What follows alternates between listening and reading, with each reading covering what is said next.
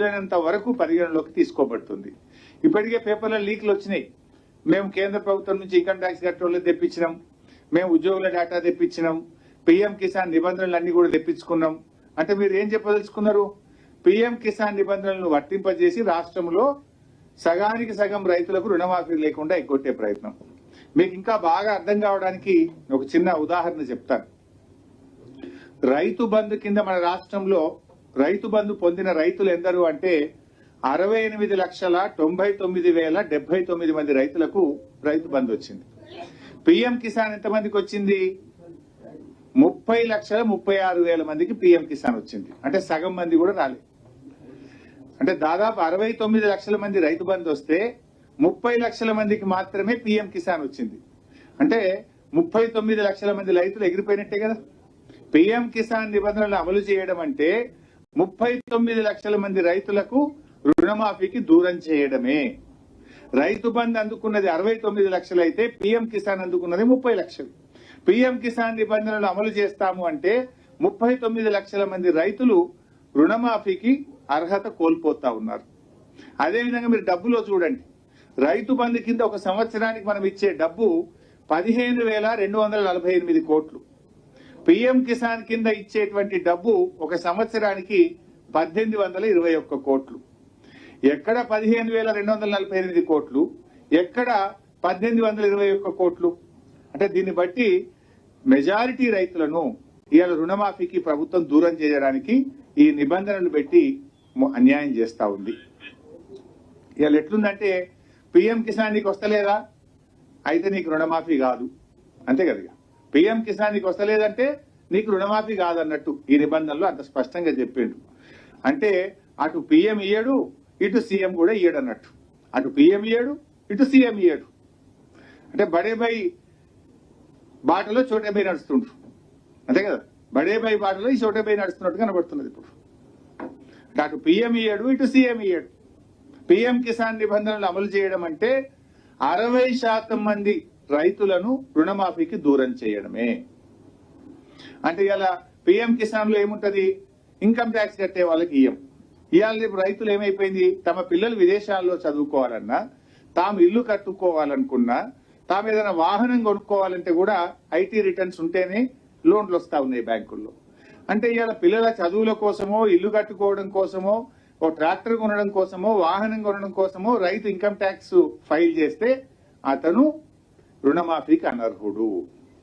ఇవాళ కార్మికులు ఉంటారు, ఆర్టీసీ కార్మికులు, సింగరేణి కార్మికులు, ఎంతో మంది 4th క్లాస్ ఎంప్లాయీస్, చిరు ఉద్యోగులు, రిటైర్డ్ పెన్షనర్లు, వాళ్ళందరినీ కూడా రుణమాఫీకి దూరం చేసింది కదా. ఉపాధ్యాయులు, ఉద్యోగులు, రిటైర్డ్ ఉద్యోగులు, పెన్షనర్లు, ఆర్టీసీ కార్మికులు, సింగరేణి కార్మికులు, 4th క్లాస్ ఎంప్లాయీస్, ఈ చిన్న వాళ్ళందరినీ కూడా ఇవాళ మీరు రుణమాఫీకి దూరం చేసే ప్రయత్నం చేస్తా ఉన్నారు. అంటే గతంలో మా ప్రభుత్వం ఉండే, మేము రుణమాఫీ చేసినప్పుడు ఈ పిఎం కిసాన్ నిబంధనలు పెట్టలేదు, ఇలాంటి కోతలు మేము ఆలోచించలేదు. ఆ రోజు ఆయన రైతా కాదా, బ్యాంకులో క్రాప్ లోన్ తీసుకున్నాడా లేదా, పాస్బుక్ ఉందా లేదా, ఉంటే రుణమాఫీ చేయమన్నా. కానీ మీరు ఒకటి కుటుంబం నిబంధన అయితే ఒకరికే రేషన్ కార్డు లేకపోతే నీకు రాదు, పిఎం కిసాన్ నిబంధన నీకు పిఎం కిసాన్ డబ్బులు వస్తలేవా, నీకు రుణమాఫీ రాదు. ఈ రకంగా మీరు కోతలు పెడతా ఉన్నారు.